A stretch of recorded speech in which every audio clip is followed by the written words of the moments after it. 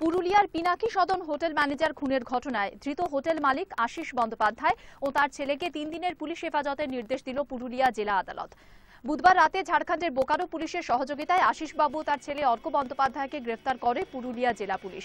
আমরা বিষয়ে কথা বলবো, টেলিফোনে রয়েছেন আমাদের প্রতিনিধি দীপক রাম।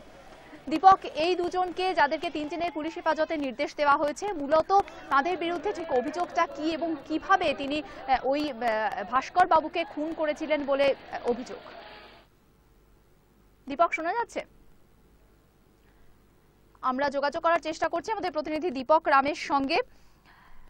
যা জানা যাচ্ছে, পুরুলিয়ার পিনাকি সদন হোটেলে ম্যানেজার খুনের ঘটনায় মালিক আশিস বন্দ্যোপাধ্যায়কে গ্রেফতার করা হয়েছে এবং তার ছেলে অর্ক বন্দ্যোপাধ্যায়কেও গ্রেফতার করা হয়েছে এবং তাদের দুজনকে 3 দিনের পুলিশ হেফাজতের নির্দেশ দিয়েছে পুরুলিয়া জেলা আদালত। জানা যাচ্ছে যে বুধবার রাতে ঝাড়খণ্ডের বোকারো পুলিশের সহযোগিতায় আশিস বাবু তার ছেলে অর্ক বন্দ্যোপাধ্যায়কে গ্রেফতার করে পুরুলিয়া জেলা পুলিশ।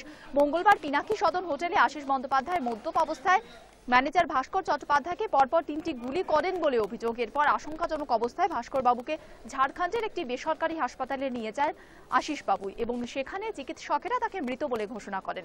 তারপর থেকেই গা ঢাকা দেয় হোটেল মালিক আশিস বন্দ্যোপাধ্যায়।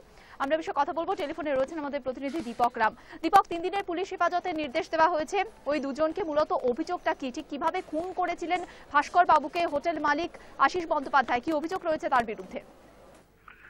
কি তো প্রথম বলে দিচ্ছি, আজ গতকাল রাতে পুলিশ তার এই আশিস বন্দ্যোপাধ্যায় মোবাইল ট্র্যাপ করে বোকারো পুলিশের সাহায্যে তাকে গতকাল রাতে তাকে গ্রেপ্তার করে এবং তার সাথে তার ছেলে অনির্বাণ বন্দ্যোপাধ্যায়কেও গ্রেপ্তার করা হয় এবং তাদেরকে কালকেও জিজ্ঞাসাবাদ করা হয়েছিল, কিন্তু তাদের কাছে সেরকম কোনো তথ্য কিন্তু উঠে আসেনি, যার জন্য আজকে কোর্টের কাছে যখন কোর্টে তোলা হয় তখন আদালতের কাছে তারা পুলিশ হেফাজত চায় যে তাকে বেশ কিছু জিজ্ঞাসা করতে হবে কিভাবে খুন হয়েছিল না হয়েছিল সংক্রান্ত জিজ্ঞেস করার জন্য আদালতের কাছে জানানো হয় এবং সেই অনুযায়ী 3 দিনের পুলিশ হেফাজত দেয় কোর্ট।